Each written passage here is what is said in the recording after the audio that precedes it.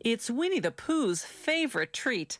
It's sweet and sticky, and it's all produced by an industrious and intelligent insect whose miniature society is one of the most sophisticated in the animal kingdom. It all begins in a field where worker honeybees suck nectar from flower blossoms such as clover. They store it in their honey sac, then return to the hive where other worker bees suck it out and chew it, breaking down the nectar's complex sugars into two simple sugars called glucose and fructose. The bees then deposit the nectar into the cells of the wax honeycombs they've built. They fan it with their wings until most of its water content evaporates in the warm air of the beehive. What's left is thick and gooey honey. The bees then cap each honey-filled cell with beeswax. That's when the beekeeper steps in. Bees will sting if taken by surprise, so the beekeeper sprays the hive with smoke from burning pine needles, a scented warning that foreigners are about to enter the hive. Inside the hive are wooden frames hanging side by side, each holding a honeycomb. A hive can house hundreds of thousands of bees, all descendants of the prolific grand poobah of beedom, the queen bee.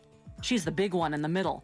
The queen bee lays up to 2,000 eggs a day, creating the workforce needed to feed and protect the colony.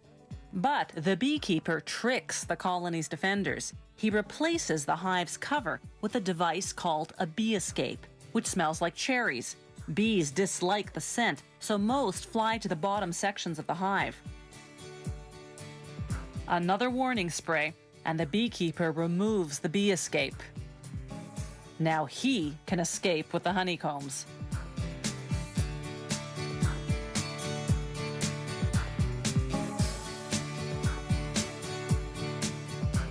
Inside the honey factory, they put the honeycomb frames on what's called an uncapping machine. Like a razor, it shaves the wax caps off the honey-filled cells of the combs. They scrape off the remnants manually. Then they set the frames on another machine called a honey extractor. It spins the honeycombs until all the honey is forced out of the cells. Afterwards, they filter the honey to remove any pieces of wax capping that slip through. Then, the honey is ready for bottling. Some beehives contain smaller frames designed to produce honey that isn't extracted from the honeycomb.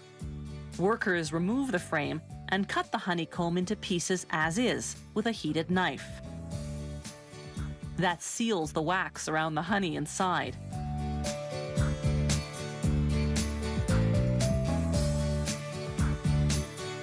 You eat it, wax and all.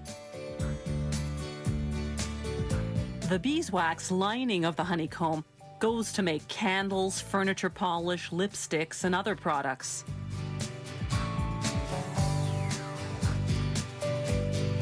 When producers have more liquid honey than they can sell, they simply let it granulate, develop sugar crystals, and turn hard and white. Then, when the orders come in, they return it to its original liquid form by heating it to 130 degrees Fahrenheit. They vacuum clean the jars.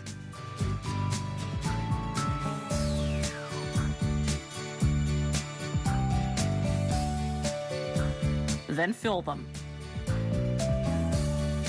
One beehive can yield up to 7 pounds of honey in a single day.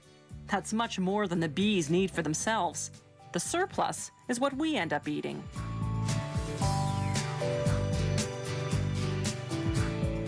Honey production today is both efficient and humane.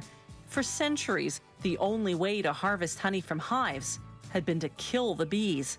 Then, in 1851, an American beekeeper invented a way to get the honey, yet spare the bees. His method, with the removable honeycomb frames, is the one we still use today.